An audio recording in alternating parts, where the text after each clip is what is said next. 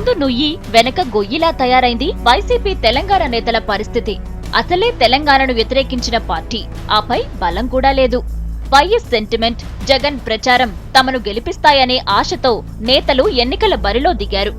ఆర్భాటంగా ప్రచారంలో దిగిన అభ్యర్థులకు తర్వాత తెలిసొచ్చింది, ప్రజల ఆదరణ ఎలాగూ లేదు, కనీసం అధినేత కూడా తమను కరుణించడం లేదనే సంగతి.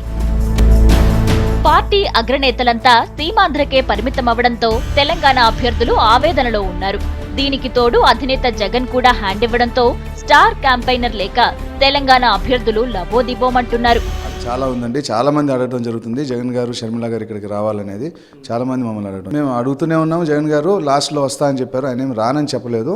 అక్కడ బిజీగా ఉండటం వల్ల లాస్ట్లో వస్తా అని చెప్పడం జరిగింది. మెజారిటీతో వైఎస్ఆర్సీపీ జూబ్లీహిల్స్లో గెలవబోతుంది.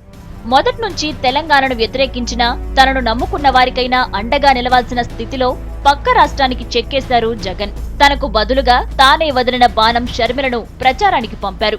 అయితే తెలంగాణలో ఖచ్చితంగా గెలిచే స్థానం ఒక్కటి కూడా లేదు. ప్రచారం చేసినా ఫలితం ఉండదు. అందుకే ఆంధ్రప్రదేశ్లో అధికారంలోకి వచ్చేందుకు జగన్ కృషి చేస్తున్నారని పార్టీ నేతలు చెబుతున్నారు.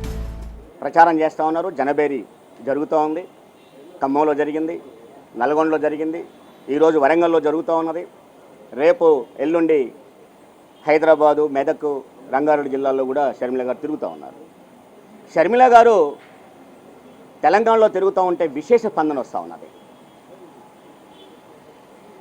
జగన్మోహన్ రెడ్డి గారిని మాకు ముఖ్యమంత్రిగా ఉండాలని కోరుకున్న తెలంగాణ ప్రజలు జగన్మోహన్ రెడ్డి గారు ముఖ్యమంత్రిగా రాలేకపోయినా వైఎస్ఆర్ కాంగ్రెస్ పార్టీ తెలంగాణ ప్రాంతంలో వేళ్ళూనుకుంటుంది, బలపడుతుంది అని షర్మిల గారి యాత్ర రుజువు చేస్తా ఉన్నది. అందితే జుట్టు, అందకపోతే కాళ్లు పట్టుకునే విషయంలో వెనుకాడనని మరోసారి రుజువు చేసి చూపించారు జగన్. ప్రెస్టేజ్ కోసం తెలంగాణలో పోటీ చేసి ఇప్పుడు బలం లేదని తేలడంతో ఏదో అలా అంటూ సర్ది చెప్పే ప్రయత్నం చేస్తున్నారు. కానీ బాబుగారినే నమ్ముకుని బరిలో నిలిచిన లీడర్స్ కు మాత్రం చేతి చమురు వదులుతుండడంతో దిగాలు పడిపోయారు. మరి మాట తప్పని మడమ తిప్పని జగన్ వీరిని ఎలా ఓదారుస్తారో చూడాలి.